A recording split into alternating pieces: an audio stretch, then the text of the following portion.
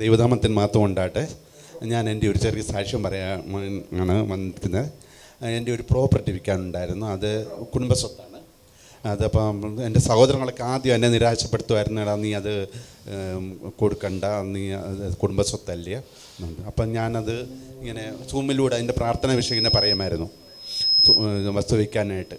അപ്പോൾ ഇങ്ങനെ പ്രാർത്ഥന വിഷയം പറഞ്ഞിട്ട് ഇങ്ങനെ ഞാൻ അതിൻ്റെ ഒരു കാര്യം ഒന്നും ആകുന്നില്ല. ഞാനിങ്ങനെ പല പ്രാവശ്യം പറഞ്ഞിട്ടും പാസ്റ്റർ എന്നോട് പറഞ്ഞു, ബ്രദറെ ഒരു കാര്യം ചെയ്യുക, നമ്മുടെ ചർച്ചിൽ വെള്ളിയാഴ്ച ദിവസം പ്രാർത്ഥന നടക്കുന്നുണ്ട്, വരാമെങ്കിൽ വസ്തുവിൻ്റെ ആധാരമായിട്ട് വരാൻ പറഞ്ഞു. അങ്ങനെ ഞാനിവിടെ വന്നു പ്രാർത്ഥിച്ചു.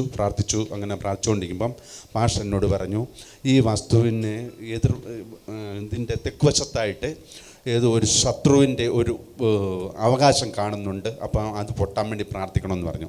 അങ്ങനെ ഞങ്ങൾ ഇങ്ങനെ പ്രാർത്ഥിക്കുന്നുണ്ടായിരുന്നു. അപ്പോൾ ഇങ്ങനെ പ്രാർത്ഥിച്ച്, അപ്പോൾ കഴിഞ്ഞ വർഷം ജൂണിലെ ഉപവാസ പ്രാർത്ഥനയിൽ ഇങ്ങനെ പ്രാർത്ഥിച്ചുകൊണ്ടിരിക്കുമ്പം പാസ്റ്റർ പറഞ്ഞു, ഇന്നപോലെ ഈ നിൻ്റെ ശത്രു, നിനക്കെതിരെ നിൽക്കുന്ന ശത്രു ആ ദേശം വിട്ടോടും, എന്നിട്ട് നിൻ്റെ വസ്തുവിന് വിടുതൽ കിട്ടുമെന്ന് പറഞ്ഞു. അപ്പോൾ ഈ വർഷം മെയ് മാസം ആദ്യമേ തന്നെ എനിക്ക് അടുത്തു നിന്നുള്ള ഒരാളിൻ്റെ വിളി വന്നു. ഇന്നപോലെ നിൻ്റെ വസ്തുവിൻ്റെ അടുത്ത് നിൽക്കുന്നതായ ഒരു മുസ്ലിം കുടുംബമാണ്. അവരിങ്ങനെ പല രീതിയിലുള്ള നമ്മളെ ഇങ്ങനെ ശല്യം ചെയ്യുന്നുണ്ടായിരുന്നു.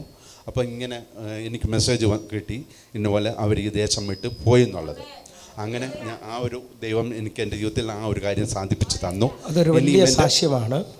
ഇദ്ദേഹത്തിൻ്റെ ജ്യേഷ്ഠൻ്റെ കയ്യിൽ നിന്ന് കുടുംബസ്വത്തിൽ നിന്ന് കുറച്ച് ഭാഗം അദ്ദേഹം മേടിച്ചു. വലിയ സാമ്പത്തിക പ്രശ്നങ്ങളുണ്ടായി. അദ്ദേഹം ആ മുസ്ലിം സഹോദരൻ അവിടെ വീട് വെച്ചു. ഇതും കൂടെ അവകാശം പറഞ്ഞുകൊണ്ടാണ് അദ്ദേഹം നിൽക്കുന്നത്.